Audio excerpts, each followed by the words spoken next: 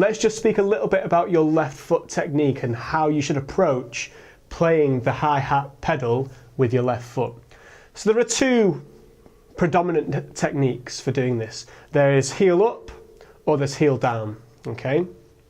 Personally, I like to play heel up when I'm playing with my left foot, and I sort of bounce on the pedal because I feel it creates a sharper, crisper hi-hat sound than if I have my heel down. There are lots of great drummers who play with their heel down and create that same crisp sound, but I've just found that it's never really worked for me, so I don't use it.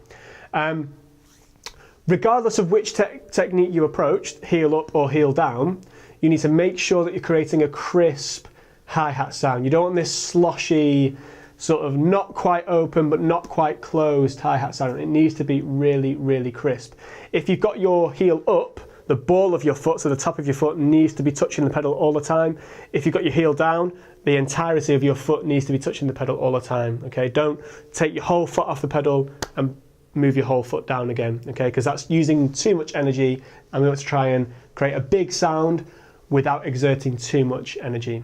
So I'll demonstrate for you playing both with heel up and with heel down.